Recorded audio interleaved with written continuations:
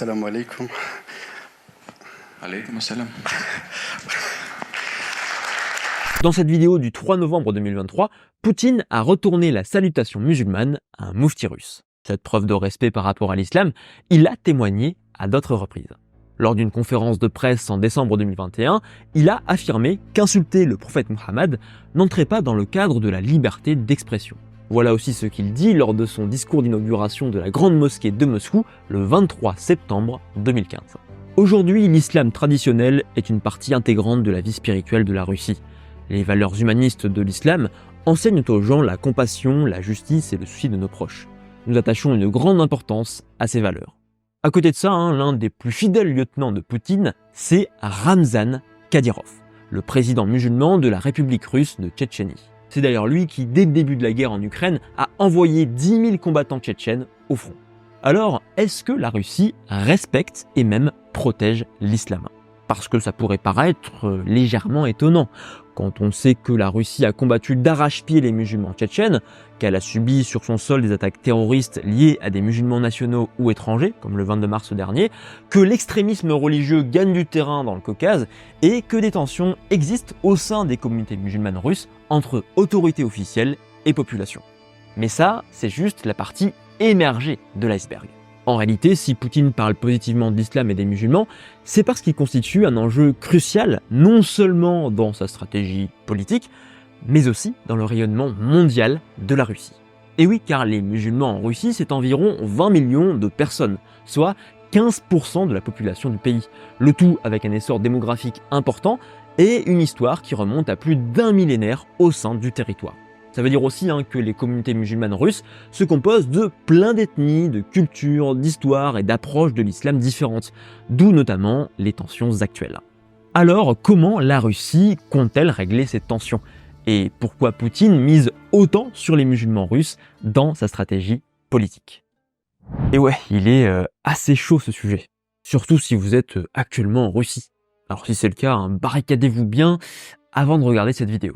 Ou bien vous pouvez aussi prendre un VPN. Et pourquoi pas CyberGhost. CyberGhost VPN, c'est 38 millions d'utilisateurs, 11 000 serveurs répartis dans 100 pays, le tout avec plus de 20 000 avis sur Trustpilot et une excellente note. En plus des avantages d'anonymat et de sécurité que vous connaissez déjà, CyberGhost VPN vous permettra d'accéder à un contenu indisponible via votre pays, que ce soit des sites internet, des séries comme celles présentes sur Netflix ou Disney+, ou encore des émissions télé. Si vous êtes comme moi par exemple plutôt sport, eh bien il y a le football ou les sports mécaniques sur la RTBF. Au total, vous profiterez de 40 services de streaming. Donc au programme plaisir et économie. Et ça c'est aussi vrai pour des actions plus pratiques, comme le fait de pouvoir réserver une chambre d'hôtel moins chère, voire un billet d'avion. Il vous suffira simplement de changer votre localisation en un seul clic. En ce moment, et grâce à la promo que je vous propose, CyberGhost est disponible pour 2,03 € par mois, avec en plus 4 mois offerts, soit 83% de réduction. Le tout sur Windows, macOS, Android, iOS, etc. En sachant que vous pouvez aussi connecter 7 appareils à la fois. Alors si vous pensez que leur offre vous correspond, profitez de cette opportunité en cliquant sur le premier lien dans la description. Sur ce, voyons pourquoi l'islam et les musulmans russes sont si précieux dans la stratégie politique de Poutine.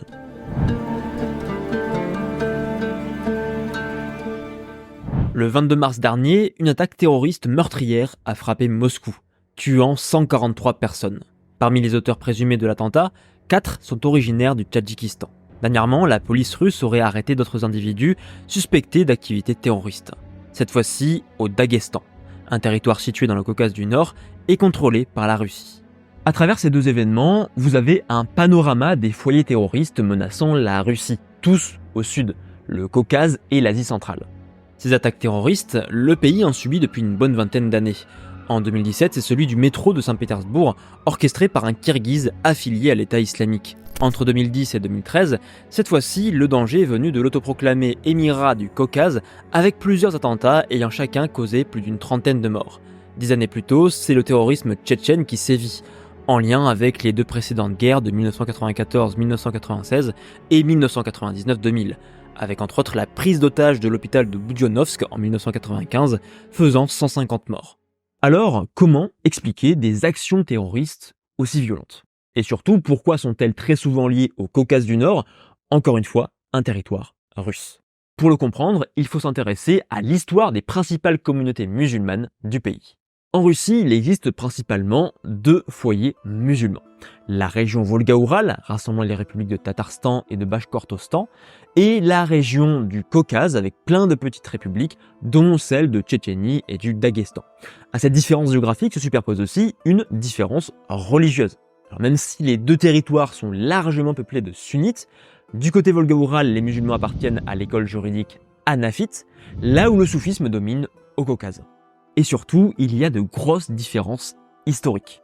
Côté Volga-Oural, les musulmans sont déjà en contact avec les Slaves du Nord depuis les 9e, 10e siècles, époque de leur conversion à l'islam. Vous avez sans doute déjà dû entendre parler des Bulgares de la Volga. Même si les relations avec les Rousses de Kiev, les pouvoirs slaves puis l'Empire russe n'ont pas toujours été amicales, avec des guerres, l'annexion russe au milieu du XVIe siècle, puis des révoltes régulières, et bien tout de même des échanges commerciaux, voire des alliances ont pu s'effectuer. A l'inverse, l'histoire des musulmans du Caucase avec la Russie commence réellement 800 ans plus tard, lorsque l'impératrice Catherine II conquiert le territoire entre 1768 et 1774. Sauf que les Caucasiens ne comptent pas vraiment se laisser faire. Dès la fin du XVIIIe siècle, des révoltes éclatent, comme celle du cheikh Soufi al-Mansour entre 1785 et 1794. Des insurrections qui se poursuivent au cours des décennies suivantes, recevant pour seule réponse la répression ferme du pouvoir russe et du général Ermolov. Pressés de toutes parts, les révoltés se réfugient dans les montagnes et vouent de plus en plus leur lutte à l'islam et au djihad. Malgré la capture de leur chef, l'imam Shamil, en 1859, les autorités russes poursuivent leur stratégie agressive. Déportant les populations locales par centaines de milliers, ils les remplacent par des colons fidèles. Une répression qui continue ensuite en 1916 face aux résistances liées à la mobilisation de la Première Guerre mondiale, puis avec les déportations massives dans les années 1920-1940 d'environ 500 000 personnes en direction d'Asie centrale et de Sibérie. Dans le même temps, l'islam est de plus en plus considéré comme une menace à supprimer, tout comme d'ailleurs l'ensemble des religions, y compris l'Église orthodoxe. Si au cours des 10 premières années de l'ère communiste, les autorités tolèrent les musulmans, voire même les utilisent dans leur propagande, tout cela change brutalement à la fin des années 1920. Sultan Galiev, une personnalité politique musulmane et bolchevique, est arrêté en 1923 et 1928, puis exécuté en 1940. Ce qui dérange, ses idées trop favorables à l'islam et à la cause nationale tatare. Galiev n'est qu'une victime parmi d'autres du grand nettoyage organisé par Staline après la mort de Lénine en 1924. L'État arrête de nombreux musulmans communistes, supprime des imams, détruise des mosquées et des écoles islamiques, ou bien les transforme en entrepôts.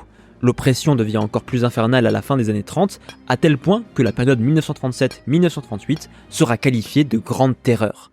Et lorsqu'une nouvelle détente semble s'amorcer lors de la Seconde Guerre mondiale, la violence n'en devient qu'encore plus féroce. Tchétchènes, Ingouches, Tatars de Crimée, tous subissent l'exil forcé vers le Kazakhstan. De cette époque, je vous donne juste un chiffre, 416. C'est le nombre de mosquées encore actives à la fin des années 1940, contre plus de 24 500 en 1917.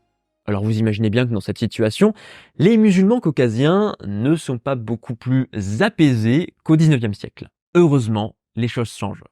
Cette image, c'est celle du nouveau secrétaire général du parti, Mikhaïl Gorbatchev. En 1988, il participe à la célébration du millénaire de la christianisation du pays. Son ambition, tourner la page des 6 décennies précédentes et entamer une nouvelle politique. Inspirée des pays occidentaux, elle valorise la transparence, la glasnost, et la démocratie, le tout grâce à une restructuration globale, la perestroïka. Résultat, les populations jouissent d'une liberté de croyance et l'islam renaît progressivement dans les régions musulmanes. Et quand je dis progressivement, c'est plutôt de manière très accélérée, ce qui risque de causer quelques problèmes. La décennie suivant la chute de l'URSS en 1991, le nombre de mosquées explose. Entre 1990 et 1997, elle passe de 160 à plus de 7000 dans toute la Russie. Tandis qu'au Daghestan, les congrégations se multiplient encore plus vite qu'une colonie de lapins. Elles sont 1557 à la fin des années 1990, contre 27 10 ans plus tôt. Forcément, l'État ne peut pas tout contrôler, surtout dans une fédération aussi immense et morcelée. Ce qui se passe alors, en parallèle de l'essor religieux et spirituel, c'est l'influence grandissante de nouvelles formes d'islam.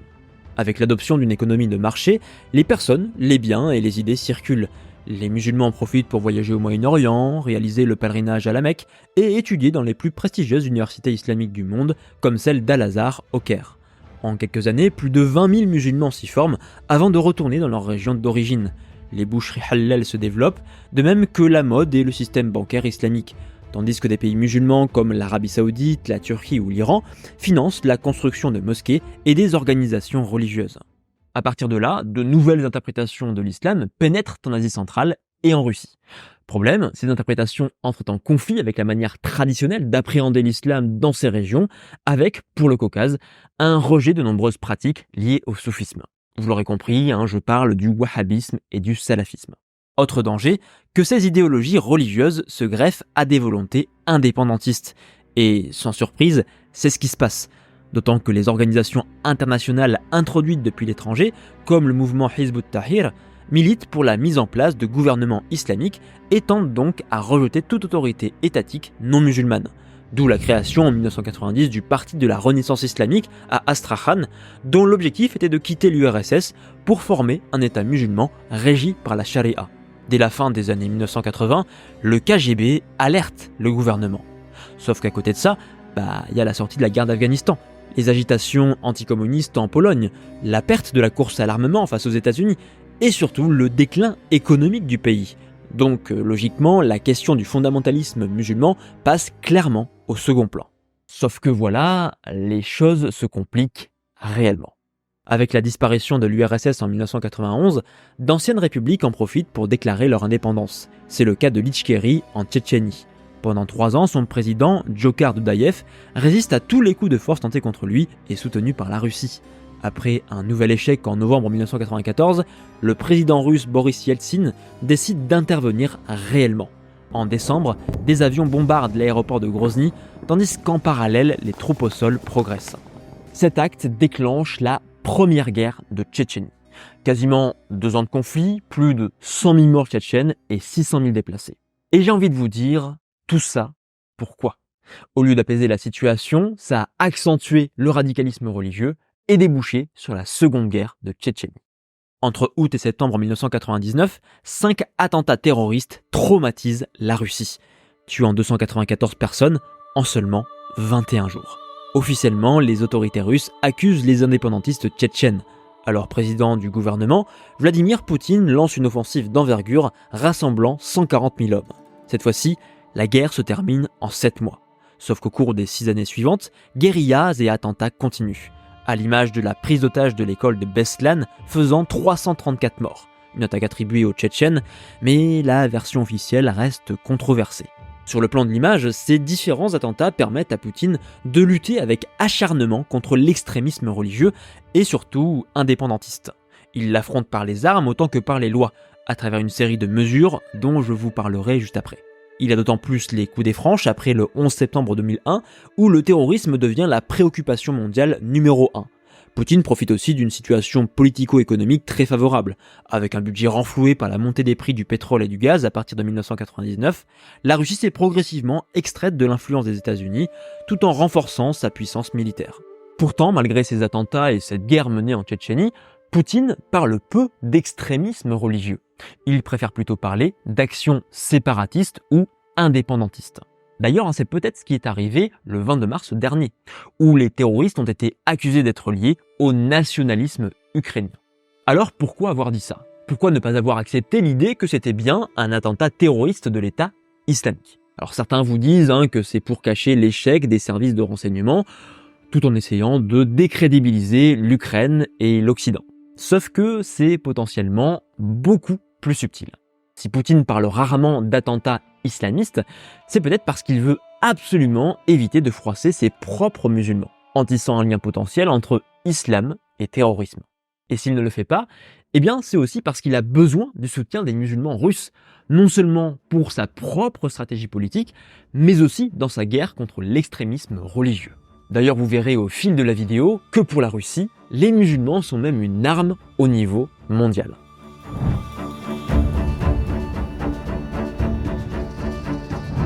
Voici ce que disait Vladimir Poutine en 2013 lors de la réunion des principales autorités musulmanes de Russie.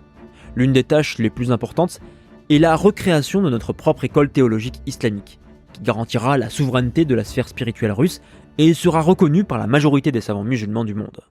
Derrière ces mots se cache l'un des objectifs principaux de Poutine, créer un islam russe. Cette volonté de façonner un islam qui soit conforme aux valeurs russes et pleinement intégré au sein du territoire, on la retrouve déjà à la fin du XVIIIe siècle. C'est la création en 1788 par l'impératrice Catherine II de l'Assemblée spirituelle musulmane d'Orenbourg, instaurant un clergé islamique officiel et fonctionnaire de l'État. Puis, au début du XXe siècle, la décision du tsar Nicolas II d'impliquer les musulmans dans la politique de l'Empire à travers l'instauration de l'Union des musulmans de Russie en 1905. 2 siècles plus tard, Vladimir Poutine veut donc poursuivre et même accélérer ce projet. Et s'il le fait, c'est parce qu'il pense que c'est la meilleure stratégie pour éradiquer l'extrémisme religieux. Dès le milieu des années 1990, les politiques russes travaillent à définir 2 types d'islam. D'un côté, l'islam modéré, un islam plus pacifique, souple et surtout fidèle au pouvoir, et de l'autre, un islam radical, défini comme plus militant, voire violent, et surtout plus prompt à défier le pouvoir. L'un des artisans de ces réflexions, Yevgeny Primakov, qualifie le premier type d'islam de traditionnel, un islam présent en Russie depuis des siècles, correspondant au sunnisme hanafite des Tatars de la Volga ou à certains mouvements soufis bien intégrés au territoire. Quant au second type d'islam, Primakov le taxe de non traditionnel, un islam étranger à la Russie, importé depuis le Moyen-Orient et bien plus virulent. Le but du gouvernement est clair, renforcer au maximum cet islam traditionnel aux dépens de l'islam non traditionnel. Alors pour ça, c'est très simple, il suffit d'autoriser le premier et d'interdire le second. C'est ce qui se passe avec la loi de 1997 qui permet à certaines organisations religieuses de jouir de soutien politique et de facilités administratives. Pour les autres, elles doivent s'enregistrer auprès de l'État, mais sans aucune garantie de succès. En parallèle, les autorités russes renforcent les institutions musulmanes officielles déjà existantes, dont notamment la direction spirituelle centrale des musulmans d'Oufa de Talgat Tajuddin et le conseil des mouftis de Russie de Ravil Gaitnoudin. En résumé, même dans la sphère religieuse, c'est bien l'État russe qui détient l'autorité réelle. Il peut donc agir législativement pour combattre cet islam non traditionnel. Dès 2002, une loi interdit certains groupes religieux musulmans en désignant leur activité comme criminelle. 4 ans plus tard, après un attentat perpétré à Bagdad contre un diplomate russe, l'État complique encore davantage l'obtention d'une autorisation. Ce que combat Vladimir Poutine, c'est l'influence musulmane étrangère. Une question qui préoccupe aussi les leaders musulmans, comme le directeur de l'université islamique de Kazan, Rafik Mohammedshin, qui cible les problèmes des étudiants formés à l'étranger. Pour lui, ils ne comprennent pas le caractère spécifique des traditions islamiques de Russie. Pour contrer cette influence étrangère, l'État russe s'attaque à 2 domaines. D'un côté, la promotion du système éducatif musulman traditionnel, à travers le Fonds pour le soutien de la culture, de la science et de l'éducation islamique, créé en 2007. Il permet de former localement des imams et de fonder des instituts comme l'Académie islamique de Bolgar en 2017. Et de l'autre, l'interdiction d'organisations de littérature musulmane jugées non traditionnelles ou extrémistes. C'est le cas des écoles Gülen, initialement financées par la Turquie et fermées dès 2002, ainsi que des ouvrages de Saïd Nursi, alors associés au mouvement. Pareil pour des groupements comme Hizb ut-Tahrir ou Tablighi Jama'at.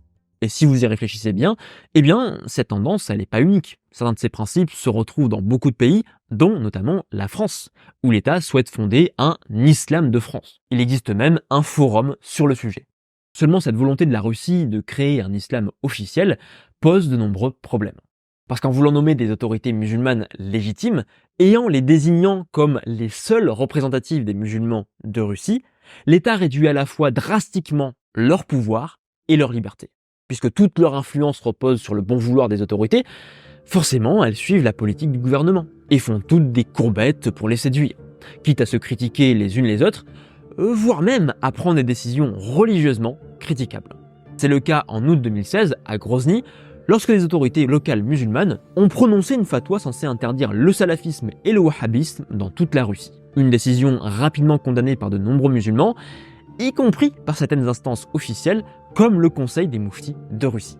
Cet événement prouve à la fois la défiance des musulmans vis-à-vis des institutions officielles et les rivalités permanentes opposant leurs principaux représentants. En témoigne le refus en 2009 de Talgat Tajuddin de fusionner les diverses organisations islamiques en une seule autorité centrale.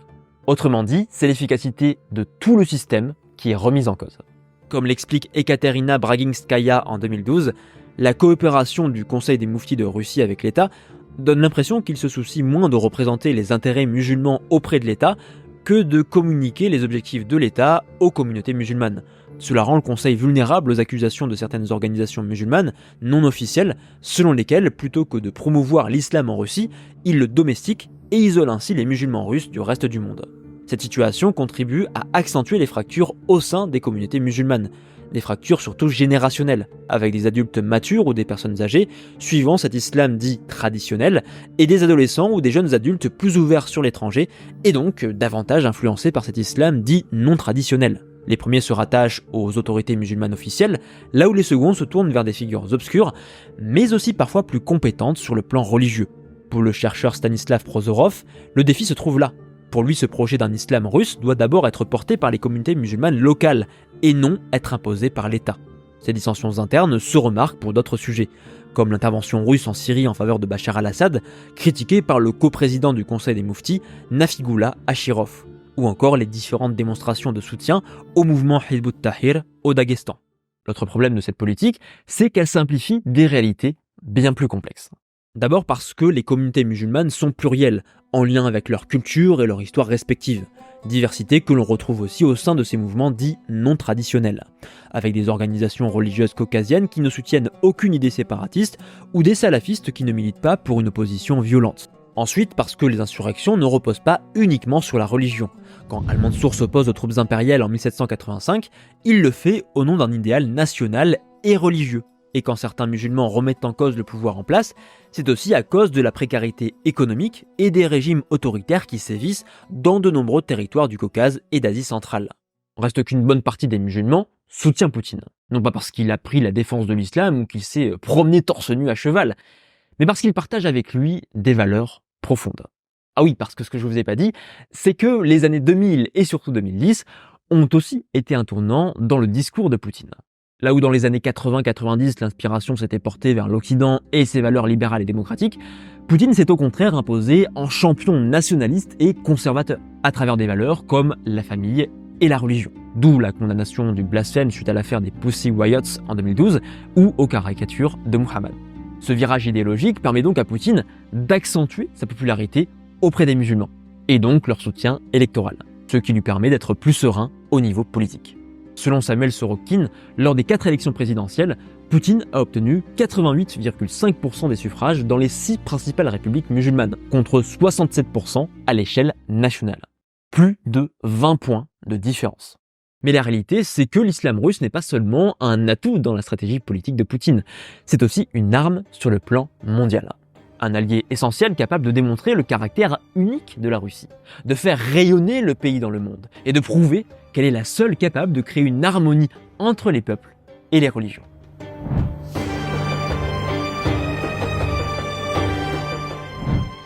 Depuis sa création, la Russie a toujours été un pays multiethnique et multiconfessionnel. Cet enrichissement mutuel des différentes cultures, traditions et religions a toujours été la caractéristique distinctive et la force de notre pays. Ce discours, c'est à nouveau celui de Poutine lors de l'inauguration de la mosquée de Moscou en 2015. Il y met en avant la force de la Russie, c'est-à-dire son caractère unique. Ceci grâce à sa position géographique centrale, connectant l'Europe, l'Asie orientale et le Moyen-Orient. Mais surtout de sa richesse intérieure, avec la coexistence de plus de 190 ethnies et des 4 religions principales, chrétiennes, musulmanes, juives et bouddhistes. Dans cette valorisation de la richesse culturelle russe, l'islam joue un rôle quasiment aussi important que l'Église orthodoxe. Malgré une certaine frilosité à accepter cet héritage jusqu'aux années 1990, désormais les influences islamiques de la Russie sont reconnues, largement revendiquées et même instrumentalisées. Le pays serait alors la meilleure preuve de la possibilité d'une harmonie entre peuples et religions au sein d'un seul et unique territoire. À Kazan, la capitale du Tatarstan, la cathédrale orthodoxe et la grande mosquée cohabitent à l'intérieur du Kremlin. Tandis qu'en 2015, les représentants musulmans du pays ont rédigé une doctrine sociale des musulmans russes, réaffirmant le statut de l'islam comme pilier de la nation et interdisant les musulmans d'inciter les chrétiens et les juifs à se convertir. Tout ce discours s'intègre au sein d'une rhétorique faisant de la Russie le sauveur d'un monde en totale déliquescence. Si les déclarations des autorités faisant des Ukrainiens des nazis et l'Occident l'incarnation de l'Antéchrist vous semblent à première vue complètement débiles, eh bien regardez-les plutôt à travers ce prisme. Sous les tsars de la dynastie Romanov, la Russie se considérait comme la troisième Rome, successeur de Constantinople. Dans ce cadre, l'Église, le souverain et le peuple russe étaient unis au sein d'une destinée commune, quasi eschatologique, celle de guider le monde vers le bien, voire vers le salut.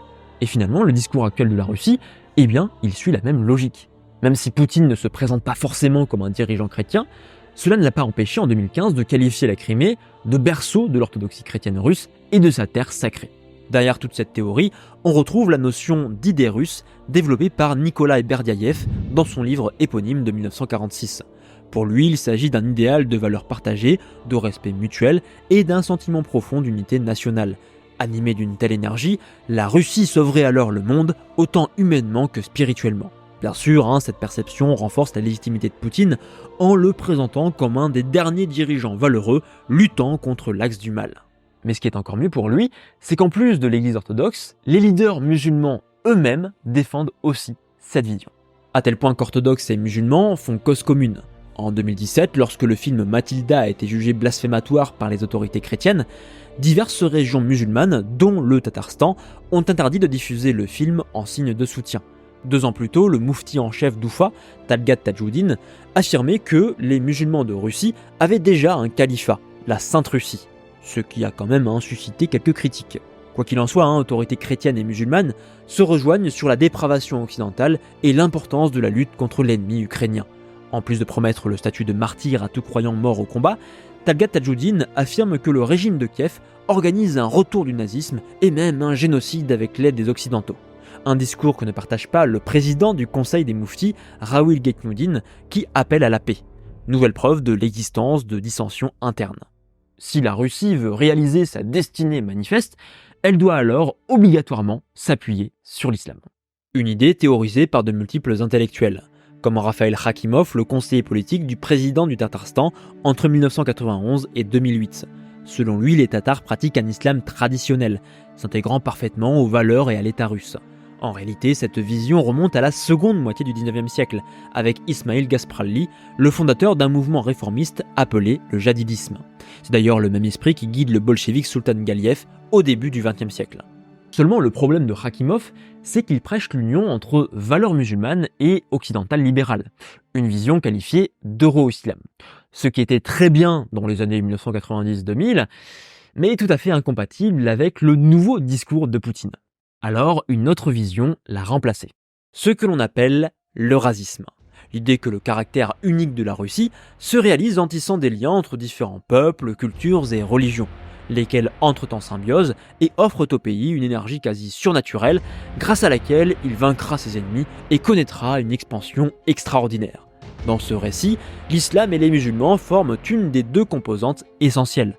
D'abord formulée par l'ethnologue et historien Lev Gumilev, cette théorie a été popularisée par Alexandre Douguine, un ultranationaliste russe, puis reprise par Rawil Guetnoudine et son adjoint, Damir Mukhedinov, en renforçant l'importance de l'islam dans ce schéma.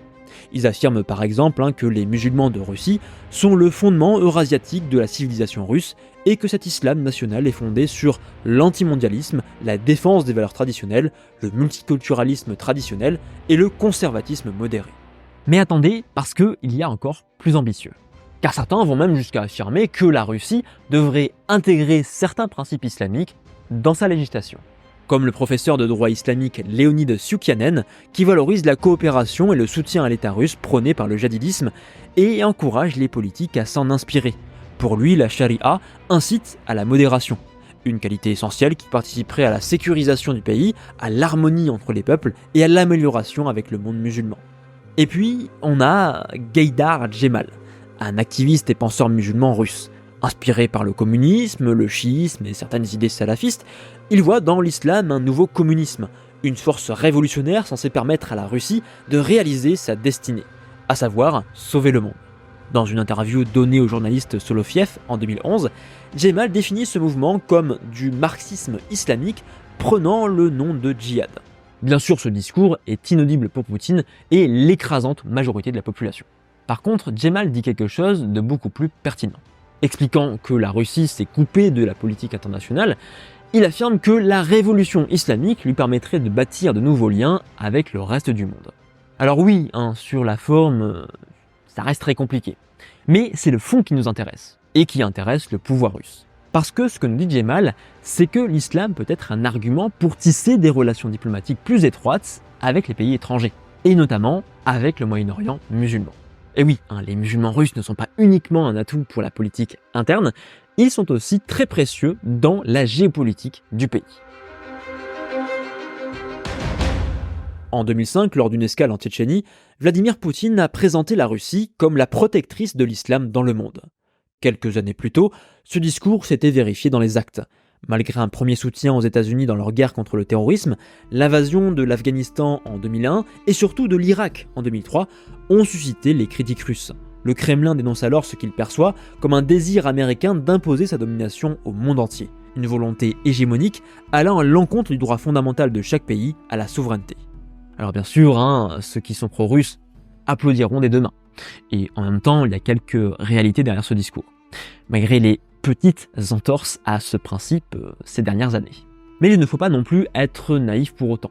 Si la Russie s'insurge contre la diplomatie occidentale, c'est aussi qu'elle veut se présenter comme le défenseur des pays musulmans, ce qui lui permettra de rétablir sa position sur le plan mondial. Cette photo date de juillet 2019. On y voit le ministre russe des Affaires étrangères, Sergueï Lavrov, serrer la main du secrétaire général de l'OCI, l'Organisation de la coopération islamique, preuve des relations amicales entre le Moyen-Orient musulman et la Russie. Sauf que cette photo, on aurait aussi pu la prendre 16 ans plus tôt, lorsqu'en 2003, Vladimir Poutine s'était exprimé lors du sommet de l'OCI en Malaisie, et surtout en 2005, quand la Russie est devenue le premier État non musulman à occuper le statut d'observateur dans l'organisation. La Russie a donc peu à peu obtenu un rôle d'intermédiaire incontournable dans la gestion des relations diplomatiques au Moyen-Orient. Un changement matérialisé en mai 2017, lorsque la Russie a convoqué le gouvernement d'Assad, certains rebelles syriens, la Turquie et l'Iran à Astana au Kazakhstan pour essayer de régler le conflit en Syrie. C'est cette même ligne directrice qui a motivé les Russes à soutenir Kadhafi en Libye et à défendre militairement le régime de Bachar al-Assad en 2015. Mais la Syrie, ce n'est pas juste un enjeu géopolitique ou une question de lutte d'influence internationale. C'est aussi un enjeu de politique intérieure. Car si vous vous mettez à la place de la Russie, voilà ce que vous voyez. Si les principaux théâtres de conflit et donc de terrorisme sont assez éloignés de l'Asie centrale, bien que cette zone reste menaçante, par contre notre fameux Caucase, lui, est très proche de la Syrie ou de l'Irak, des pays aux frontières très poreuses. D'où les circulations de combattants et d'idées extrémistes entre le sud et le nord, et vice-versa. Ce qui s'est constaté entre 2012 et 2015, où environ 5000 Russes, notamment caucasiens, ont rejoint les rangs de l'État islamique. Régler le conflit syrien et combattre le terrorisme islamiste à l'international, c'est donc un moyen pour la Russie de renforcer la sécurité de son propre pays. Si elle est intervenue en Syrie, c'est à la fois pour protéger le régime d'Assad, mais aussi pour combattre l'État islamique. Bien que là aussi, il faut quand même faire preuve de nuance. La Russie s'en est pris à tous les groupes rebelles, qui étaient très diverses, a causé des pertes côté civil, et s'est focalisé sur Daesh qu'au bout de quelques mois. Il y a aussi un doute sur le fait que la Russie ait vraiment essayé d'empêcher les départs vers l'État islamique, avec un double intérêt. Se débarrasser d'éléments dangereux, en priant pour qu'ils ne reviennent pas, et sécuriser au maximum les Jeux d'hiver de Sotchi en février 2014. Et puis intervient l'attentat du 22 mars, une attaque meurtrière apparemment commise par des personnes issues du Tadjikistan, un pays d'Asie centrale, et revendiquée par la branche de l'État islamique au Khorasan, là aussi une région d'Asie centrale. Cet événement souligne donc également l'importance de la stabilité de ce territoire pour la sécurité de la Russie elle-même. Avec deux problématiques majeures. L'arrivée de terroristes sur le sol russe depuis les pays centra-asiatiques et la venue de millions de travailleurs migrants musulmans fuyant la misère économique, mais dont certains prônent un fondamentalisme religieux potentiellement menaçant. Pour gérer du mieux possible cette situation, Vladimir Poutine tente de renforcer ses relations avec les ex-républiques soviétiques, que ce soit par des partenariats économiques, comme à travers l'Union économique eurasiatique, qui ne rassemble pour l'Asie centrale que le Kazakhstan et le Kyrgyzstan, le premier semblant en plus vouloir s'émanciper de l'influence russe, ou bien des partenariats militaires, à l'image de l'Organisation du traité de sécurité collective, associant les deux pays déjà mentionnés, ainsi que le Tadjikistan. Quoi qu'il en soit, dans ce domaine aussi, la Russie assume un total pragmatisme. On le perçoit à travers les relations diplomatiques tissées avec les talibans en Afghanistan, considérés comme des alliés contre l'État islamique, ou encore au Tadjikistan où depuis 1996, les Russes soutiennent le président Emomali Ramonov malgré un régime plus qu'autoritaire. Mais l'exemple le plus frappant, vous le trouverez en Russie, et même plus précisément en Tchétchénie, puisque depuis 17 ans, c'est Ramzan Kadyrov qui dirige cette république, et avant lui son père, Ahmad. Le cas de Kadyrov, c'est à première vue celui d'un dirigeant promouvant un islam conservateur, voire en partie inspiré par les États du Golfe. Les femmes sont fortement incitées et même obligées dans le secteur public à porter le voile, les crimes d'honneur sont tolérés, l'homosexualité est considérée comme une déviance démoniaque, tandis que la consommation d'alcool est strictement surveillée et les jeux d'argent interdits. Sauf que Kadyrov est le bras droit de Poutine, et il est l'un des dirigeants les plus engagés dans la défense de la Russie et la promotion de ses valeurs.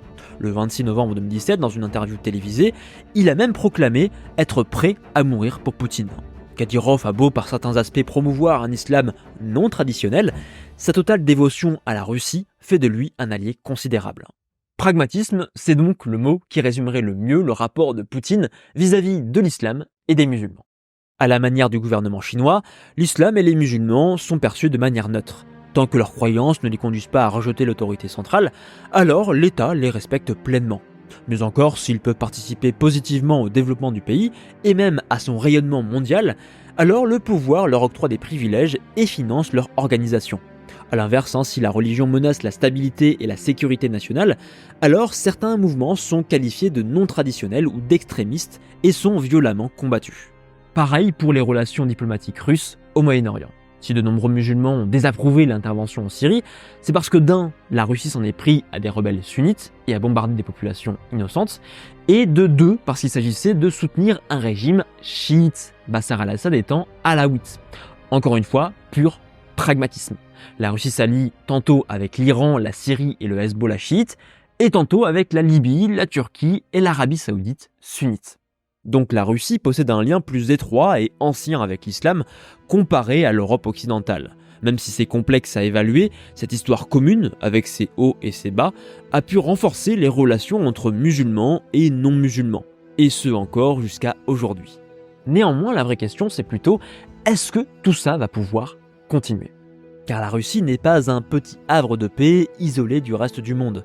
Comme partout ailleurs, la crainte, voire pour certains la haine de l'islam, augmente, notamment à cause de la multiplication des attentats terroristes, que ce soit en Russie, avec l'action des Tchétchènes et de l'Émirat du Caucase, ou bien à l'international avec tous les événements que vous connaissez.